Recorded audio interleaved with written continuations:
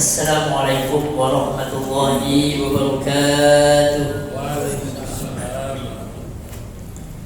Alhamdulillah, alhamdulillahi rabbil alamin, wa bihi nasta'inu ala umuri dunya waddin.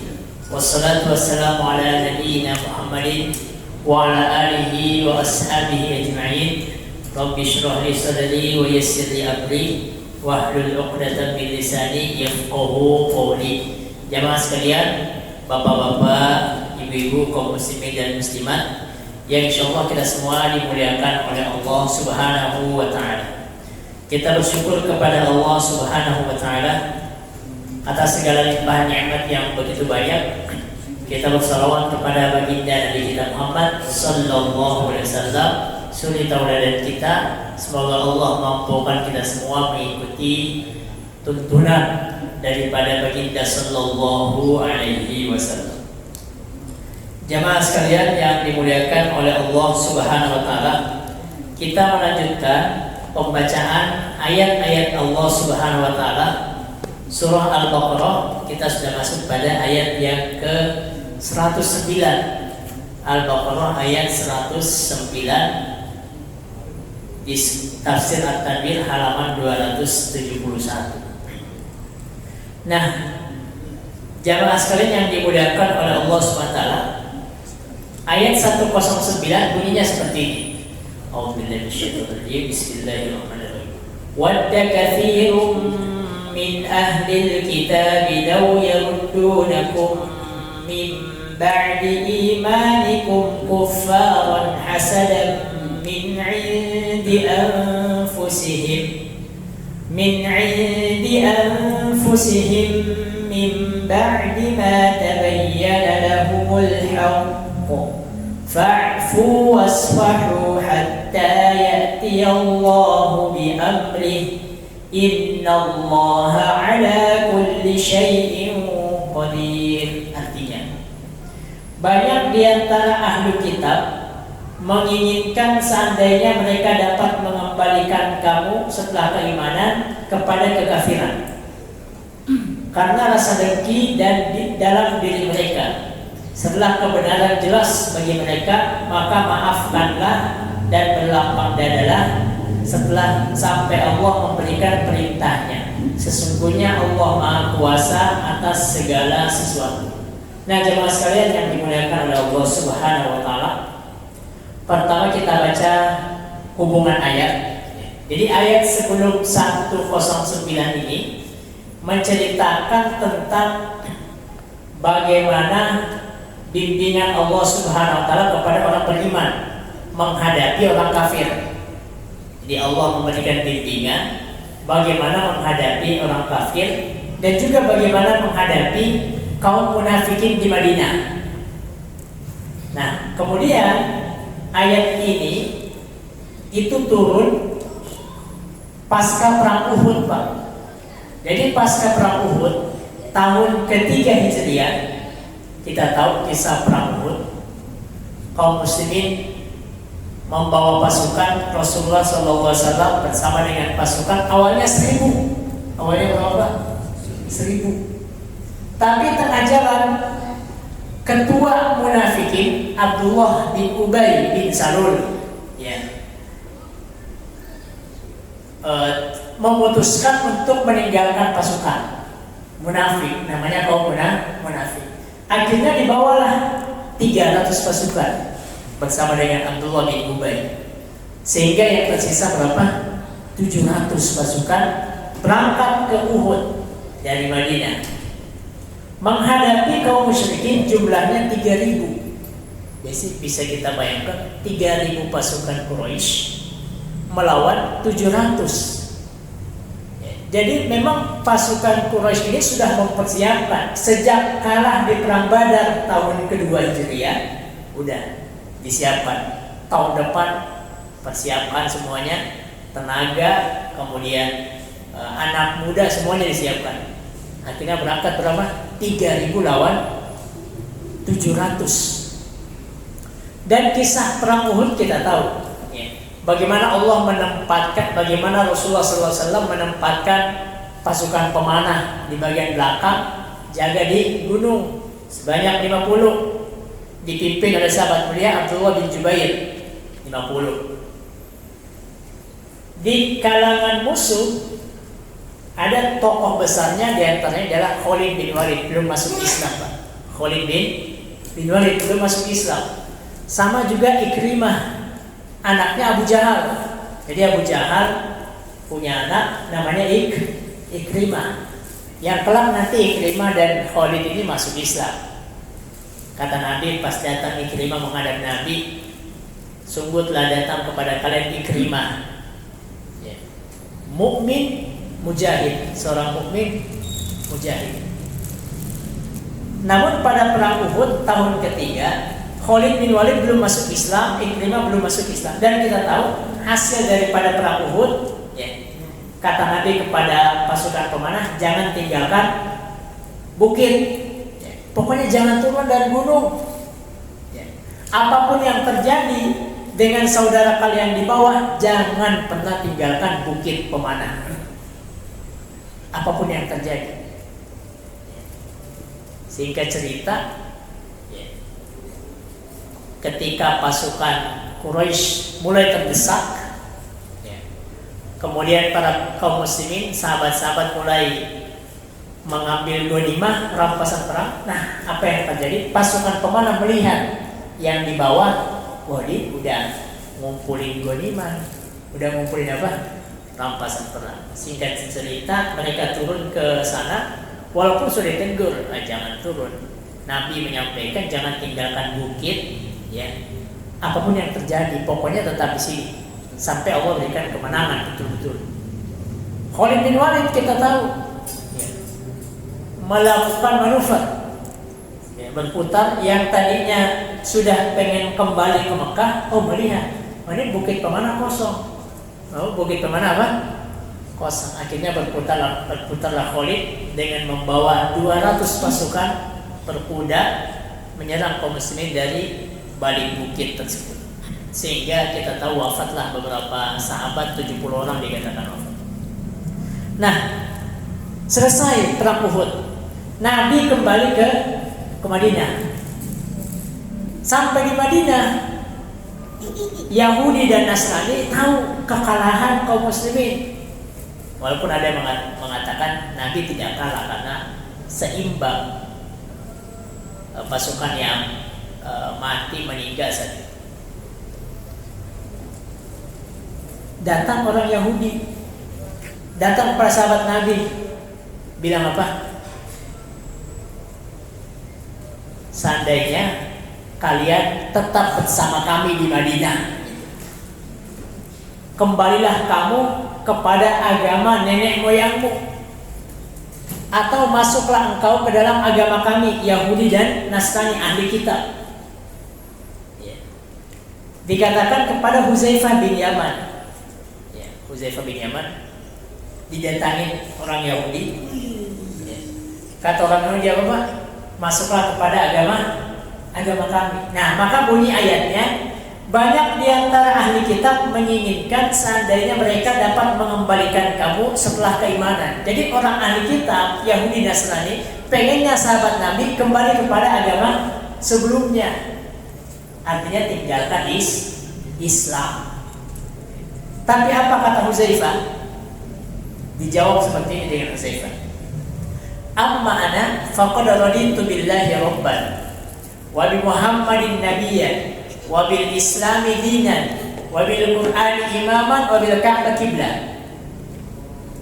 Kita lihat Pak, keteguhan sahabat-sahabat Nabi ketika ditawari meninggalkan Islam. Kata mereka, saya ini ridho Allah sebagai Tuhanku, raditu billahi rabban wa bil islami dinan, saya ridho agama Islam sebagai agama, wa bi Muhammadin nabiyyan, saya ridho Nabi Muhammad sebagai nabiku, wa bil Qur'an imaman, saya ridho Al-Qur'an adalah petunjuk untukku, wa bil Ka'bati kiblah, aku ridho Ka'bah sebagai kiblatku. Seperti itu.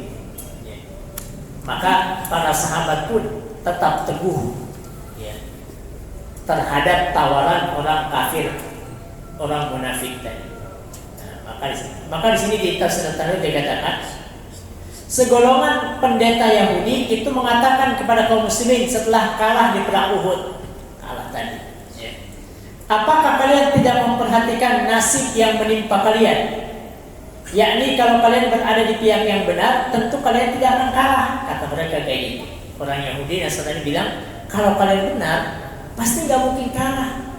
Tapi buktinya kalian kalah, berarti kalian tidak benar, berarti agama kalian tidak benar. Masuklah ke dalam agama kami, Yahudi, masuklah ke dalam ahli kita. Oleh sebab itu, kembali sajalah kepada agama kami. Udah, ditawarin kayak gitu. Karena hal itu akan lebih baik bagi kalian. Hal itu akan lebih baik kepada kalian. Namun para sahabat tetap teguh, ya, tetap. Dan kita tahu awal-awal hijrah, baik tahun pertama, tahun kedua, tahun ketiga, itu para sahabat kan berdatangan dari Mekah, ya, berdatangan dari Mekah. Maka di sini awal muncul ahli sufah, orang sahabat, beberapa sahabat yang tinggal di Masjid Nabawi, Pak. Jadi Masjid Nabawi di zaman Nabi Shallallahu Alaihi Wasallam disediakan di bagian belakang. Itu bagi mereka sahabat yang tidak punya keluarga, tidak punya penghasilan, tidak punya rumah. Tinggal di mana? Di masjid. Namanya ahlu sufa. Namanya ahlu sufa. Kata Ibnu Taimiyah, ahlu sufa itu jumlahnya 400 sahabat. Banyak, 400 sahabat. Cuman jangan dibayangkan bahwa 400 sahabat itu setiap hari berada di masjid dalam satu waktu, tidak. Artinya ahlu sufa itu terkadang ada yang datang, ya. Kemudian beberapa di masjid pindah, pergi, ahlu sufa seperti itu. Sampai dihitung jumlahnya sekitar 400 sahabat. Nah, di ahlu sufa terkadang yang ada 10 orang, 30 orang, 40 orang, seperti itu. Tapi secara keseluruhan kata Imam Ibnu Taimiyah dalam Majmu' Fatawa jumlahnya 400 orang. Tapi tidak dalam satu waktu, artinya bergantian jamaah. Nah, maka saya katakan para sahabat, sebagian kaum muslimin yang hijrah dari Mekah ke Madinah itu ditinjau dari segi material sangat jauh dari kata kecukupan. Mereka tidak punya tempat tinggal. Inilah yang disebut dengan ahlus sufa. Keadaan mereka yang demikian mendorong kaum Yahudi mengajak orang-orang beriman. Nah, yang diajak tadi yang ahlus sufa tadi itu, di antara yang diajak untuk kembali ke Yahudi, di antara yang diajak kembali kepada kekafiran, ahli sufa. Jumlahnya semuanya berapa? 400 sahabat. Artinya tidak satu waktu. Dan ahli sufa ini bukan sembarang sahabat, jemaah sekalian. Di antara ahli sufa itu adalah sahabat yang paling banyak meriwayatkan hadis. Siapa? Abu Hurairah radhiyallahu anhu. Ini ahli sufa sejati. Artinya senantiasa berada di masjid, ya, tidak pernah meninggalkan masjid, kecuali kalau Nabi pergi diikuti oleh Abu Hurairah, sehingga dikenallah beliau sebagai sahabat yang paling banyak meriwayatkan hadis dari Nabi Sallallahu Alaihi Wasallam. Nah, jamaah sekalian yang dimuliakan oleh Allah SWT, pada ayat 109 Allah jelaskan, sebagian besar ahli kitab selalu berkeinginan untuk membelokkan umat Islam dari tauhid menjadi kafir. Dan seperti itu, Pak. Sampai sekarang pun demikian. Orang kafir itu mengerahkan semua tenaganya, hartanya untuk apa? Membelokkan kaum muslimin dari tauhid kepada kekafiran. Allah sendiri yang menyatakan demikian, innal ladzina kafaru. Surah Al-Anfal ayat 36. Orang-orang kafir itu yunfikuna amwalahum liyasuddu an sabilillah. Orang kafir itu infak juga, Pak. Apa? Mengeluarkan hartanya dalam rangka menghalangi kaum muslimin dari jalan Allah. Jadi kalau kaum muslimin kita berinfak fi sabilillah di jalan Allah untuk kemaslahatan Islam, orang kafir pun berinfak, bahkan mengerahkan begitu besar dana, dikeluarkan, digelontorkan dana untuk apa? Menjauhkan generasi muda kaum muslimin daripada masjid. Jadi mereka menggelontorkan dana juga untuk program-program yang bagaimana supaya generasi muda ini terputus daripada cinta masjid, terputus daripada cinta Islam, terputus daripada pengetahuan tentang agama Islam. Akhirnya muncullah banyak hal-hal di luar sana yang menyibukkan kaum muslimin, menyibukkan generasi muda, sehingga yang dikhawatirkan apa? Generasi muda muncul generasi yang lemah, sebagaimana firman Allah SWT, fakhalafa min ba'dihim khalfun ada'us shalah. Mereka meninggalkan generasi yang meninggalkan sholat. Waliyadzubillah. Maka tanggung jawab kita semua, bagaimana supaya generasi di bawah kita, generasi pemuda ini kembali kepada masjid, kembali kepada cinta Allah Subhanahu wa ta'ala. Jemaah sekalian yang dimuliakan Allah, apa penyebab yang melatar belakangi keinginan mereka mengajak umat Islam kepada kekafiran? Kata Allah, hasadan min indi anfusihim, mereka dengki, mereka hasad. Jadi orang munafik, orang Yahudi, Nasrani, mengapa mereka menggelontorkan dana sedemikian rupa untuk membelokkan kaum muslimin daripada tauhid? Satu, hasad. Apa hasad? Dalam Islam hasad itu terbagi dua. Ada hasad yang terpuji, ada hasad yang tidak terpuji. Hasad yang tidak terpuji seperti kita misal iri kepada saudara kita, kemudian kita berharap nikmat yang diberikan kepada saudara kita hilang daripada dia. Begitu hasad. Tapi ada hasad yang terpuji yang dikenal dengan istilah syariat ghibthah. Apa Pak? Ghibthah. Kata Nabi, tidak boleh hasad kecuali dua hal. Satu, boleh hasad kepada seseorang yang senantiasa bersama Al-Quran. Boleh untuk kita hasad. Artinya hasad yang positif. Artinya maksudnya adalah kita pengen seperti sahabat kita, dan kita tidak berharap nikmat itu hilang daripada sahabat kita. Atau boleh hasad yang positif, ghibthah, kepada seseorang yang diberikan harta kemudian diinfakkan di jalan Allah, tuh kita hasad seperti itu. Wah, masya Allah si fulan, Allah karuniakan rezeki yang begitu banyak, dan rezeki itu digunakan di jalan Allah Subhanahu wa ta'ala, digunakan untuk infak, untuk amal sosial, untuk memberikan beasiswa kepada generasi muda, kepada pelajar gitu. Itu boleh hasad terhadap hal tersebut yang dikenal dengan ghibthah. Nah, kaum munafikin Yahudi dan Nasrani itu ahli kitab, mereka dengki kepada Allah, kepada Rasulullah, kepada para sahabat. Ayat ini merupakan peringatan bagi umat Islam agar selalu waspada terhadap berbagai upaya yang dilakukan oleh ahli kitab, misalkan mengeruhkan ajaran Islam. Dan demikian, ini tujuan mereka, bagaimana supaya Islam ini terpandang keruh bagi penganutnya. Penganutnya bagaimana supaya umat Islam ragu terhadap Islam. Ini benar nggak ini agama Islam? Dibuat ragu kayak gitu. Disebarkan pemahaman-pemahaman semua agama sama. Oh, bukan cuma Islam yang benar, Kristen pun benar, Hindu pun benar. Semua mengajarkan kepada kebaikan, semua akan masuk surga, semua kembali kepada Tuhan yang sama. Mengeruhkan ajaran Islam. Dan dana mereka digelontorkan untuk hal tersebut.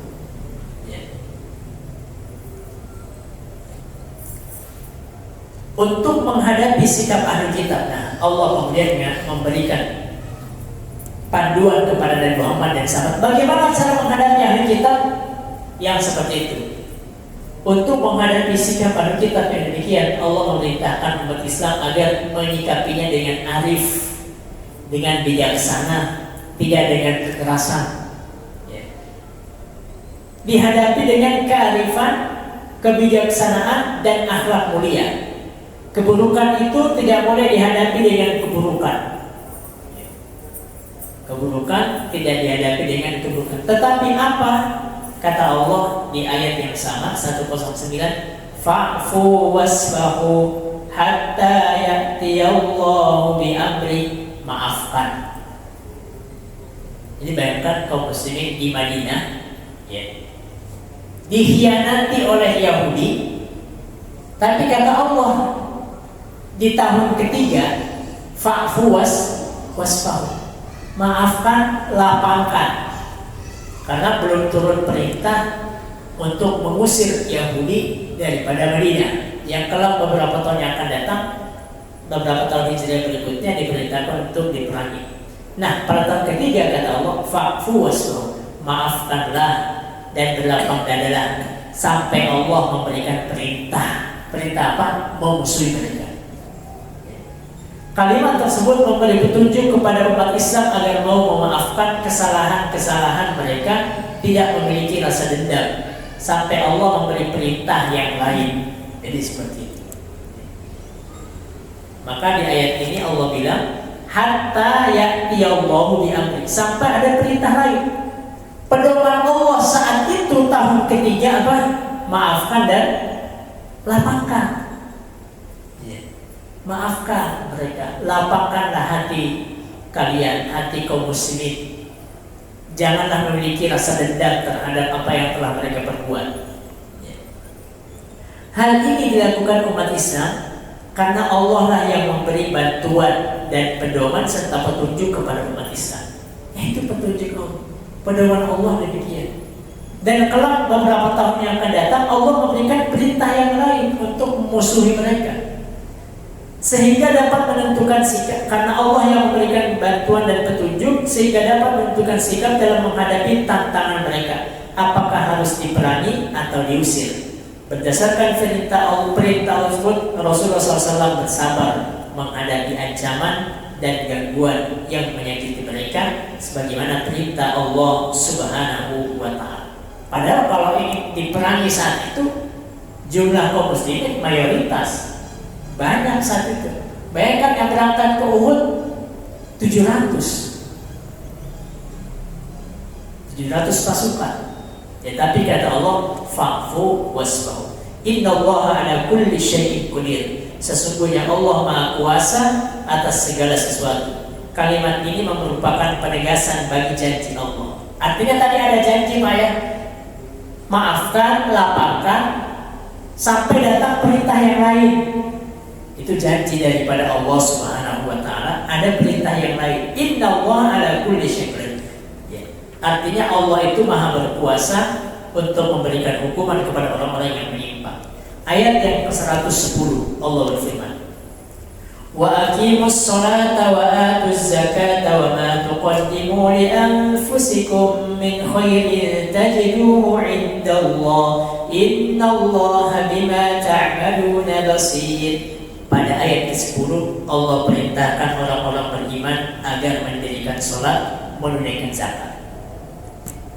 Perintah tersebut, ya, sholat dan zakat ini dua hal yang selalu beriringan dan juga merupakan rukun Islam.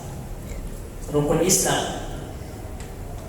Sholat adalah ibadah badaninya, zakat adalah ibadah maliyah. Satu adalah ibadah fisik, yang kedua adalah ibadah material. Wa aqimus sholata wa atuz zakat. Dirikan sholat, bayar zakat. Artinya tidak bisa dipisahkan antara sholat dan zakat. Sholat wajib, zakat pun wajib. Maka Abu Bakar, jamaah sekalian, pasca wafatnya Nabi Sallallahu Alaihi Wasallam, itu banyak yang kembali murtad, banyak yang kembali enggan membayar zakat. Sampai kata Abu Bakar, la uqatilanna man yufarriqu baina sholati waz zakat. Sungguh saya akan memerangi siapapun yang membedakan kewajiban sholat dan kewajiban zakat. Dua pilar. Sholat adalah rukun Islam yang kedua, zakat setelahnya, rukun Islam yang ketiga. kemudian puasa, kemudian haji. Kedua rukun Islam ini sangat sering diungkapkan oleh Allah dalam Al-Quran. Kenapa? Sholat adalah tiang agama, zakat pun tiang agama. Cuma tiang agama di bidang ekonomi, di bidang materi. Satunya ibadah fisik, satunya maliyah, material. Penyebutan secara beriringan antara sholat dengan zakat menjadi pengertian bahwa sholat dan zakat bermanfaat untuk membangun kesolehan individu ataupun sosial. Demikian. Kita ini selain kita pengen soleh, kita pun pengen untuk memberikan dampak manfaat kepada orang lain. Selain ibadah kita kepada Allah Subhanahu wa Ta'ala, kita pun ada ibadah antar sesama manusia, ada vertikal, ada horizontal. Dan Islam memperhatikan itu, jemaah sekalian. Wa aqimus shalah kepada Allah SWT, hubungan kita dengan Allah. Wa atuz zakat, hubungan kita dengan manusia. Zakat, sedekah, wakaf, infak, dan juga instrumen yang lainnya. Salat dan zakat merupakan jalan memperoleh kebaikan, kebahagiaan dunia dan akhirat. Hal itu disyaratkan oleh Allah bahwa kebaikan apapun yang dilakukan manusia maka pasti akan mendapatkan balasan dari Allah Subhanahu wa Ta'ala. Itulah mengapa Allah tutup ayatnya, Innallaha bima ta'maluna basir. Segala kebaikan yang kamu kerjakan untuk dirimu, kamu akan mendapatkannya, mendapatkan pahala di sisi Allah. Sungguh Allah melihat apa yang kamu kerjakan. Kita datang ke masjid, kita mendengarkan ayat Allah, hadis Nabi. Bisa jadi nanti yang membuat kaget kita adalah pahala majlis taklim kita, majlis ilmu kita. Yang membuat kita kaget nanti adalah kesabaran kita duduk di masjid menanti waktu sholat, mengikuti taklim, mendengarkan firman Allah, hadis Nabi. Karena yang namanya kesabaran tidak terbatas pahalanya, kata Allah Subhanahu wa Ta'ala. Secara kontekstual, ayat-ayat di atas harus dipahami oleh umat Islam bahwa segala sesuatu sinyal kewaspadaan menghadapi tantangan. Apa yang dihadapi kaum muslimin saat ini mungkin berbeda dengan apa yang dihadapi di zaman Nabi Shallallahu Alaihi Wasallam.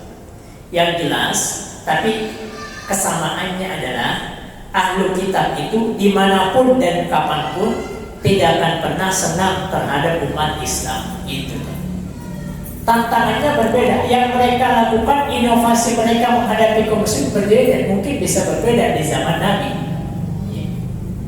Kalau di zaman Nabi face to face membawa mengangkat senjata orang kafir, di zaman sekarang mungkin mereka tidak mengangkat senjata untuk melemahkan Islam, melemahkan kaum muslimin. Ya, Pak. Tapi yang dilemahkan adalah pemikiran. Perangnya adalah perang pemikiran. Maka Allah bilang dalam Al-Quran, walan taddu ankal yahud walan nasara hatta tattabi'a millatum. Sungguh sampai kapanpun orang Yahudi dan Nasrani tidak akan senang kepada kamu hingga kamu mengikuti mereka. Itu janji Allah, itu ungkapan Allah. Sampai kapanpun seperti itu. Tapi mereka nggak angkat senjata. Maka dalam tafsir ini dikatakan, yang mereka lakukan adalah ghazwul fikri, mencuci pemikiran kaum muslimin, memerangi pemikiran kaum muslimin. Yang dilakukan mereka adalah perang informasi, yang dilakukan mereka adalah perang budaya dan juga lain-lain. Apabila petunjuk Allah diikuti dengan baik, dilandas dengan niat yang baik, niscaya Allah akan berpihak kepada umat Islam sebagai umat pilihan. Ini ayat 109, 1010. Kita masuk kepada ayat 111. Sikap terhadap eksklusivisme ahli kitab. Jadi di ayat 80 Pak, ayat 80 orang kafir itu ahli kitab bilang, kami ini tidak akan tersentuh neraka kecuali beberapa hari saja. Kalaupun kami masuk neraka hanya berapa? 1, 2, 3 hari lah, kata mereka kayak gitu. Nah, ayat 111 itu mereka bilang kayak gini. Wa qalu lan yadkhulal jannata illa man kana hudan aw nasara. Mereka Yahudi dan Nasrani berkata, tidak akan masuk surga kecuali orang Yahudi dan Nasrani. Jadi mereka sudah booking surga sejak di zaman Nabi Shallallahu Alaihi Wasallam. Di ayat 80-nya mereka bilang, kalaupun kami masuk neraka hanya berapa? Hanya sebentar. Hanya harinya terhitung cepat. Nah, di sini lagi dia bilang membooking lagi bahwa tidak akan masuk surga kecuali golongan kami saja, Yahudi dan Nasrani. Kata Allah, tilka amaniyuhum, itu hanya angan-angan mereka. Amani dalam bahasa Arab itu angan-angan yang tidak akan terjadi. Itu amani. Umniyatun, jamaknya amani, angan-angan yang tidak akan terjadi. Qul hatu burhanakum in kuntum shadiqin. Tunjukkanlah bukti kebenaranmu jika kamu orang yang benar. Nah, di sini dikatakan di ayat 112 lagi Allah bilang, bala man aslama wajhahu lillahi wa huwa muhsinun falahu ajruhu 'inda rabbih wala khaufun 'alaihim wala hum yahzanun. Allah masih tahu penghuni surga siapa sih? Kata Allah, penghuni surga itu siapa yang menyerahkan diri sepenuhnya kepada Allah.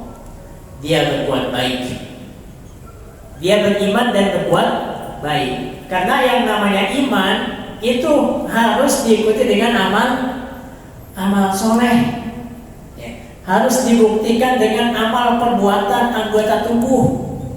Tidak bisa iman hanya sekedar keimanan dalam hati, itu awal daripada keimanan. Keyakinan dalam hati diucapkan dengan lisan, dan yang ketiga dibuktikan dengan anggota tubuh kita. Kita beriman. Itulah makna daripada iman. Kata Allah, siapa yang beriman menyerahkan diri kepada Allah, berbuat baik, dia mendapatkan pahala di sisi Tuhannya dan tidak ada rasa takut pada mereka dan mereka tidak bersedih hati. Tentang Yahudi dan Nasrani. Yahudi, Hudan, orang yang mengikuti agama Yahudi. Yahudi itu adalah nama salah seorang putra Nabi Yakub. Jadi dari 12 anak, ya, salah satunya namanya Yahud, atau dalam bahasa Ibrani dibaca dengan Yehuza.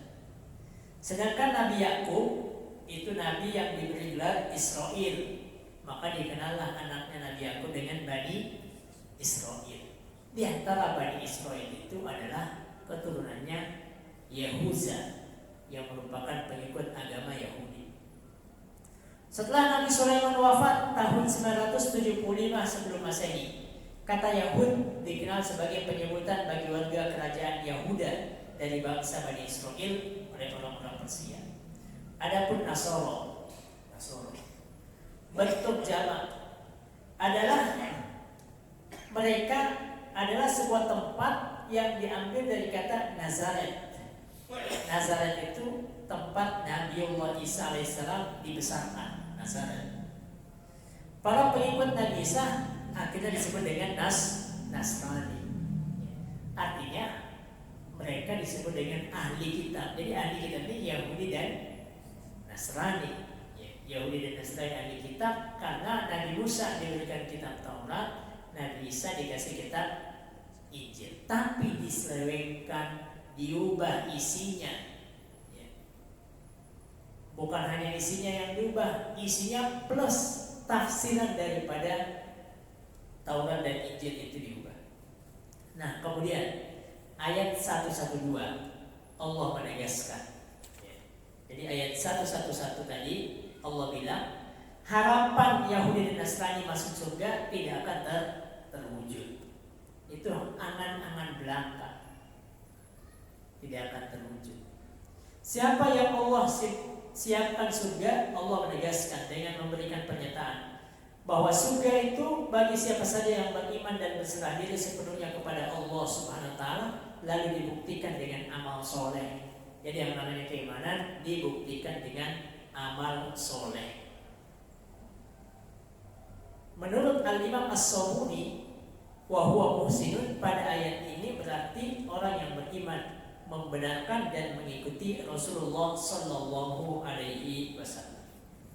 Kemudian ayat terakhir pada malam ini kita baca 113. Wa qalatil yahudu laysat an-nasara ala syai', artinya jadi Yahudi dan Nasrani saling menyalahkan, Pak.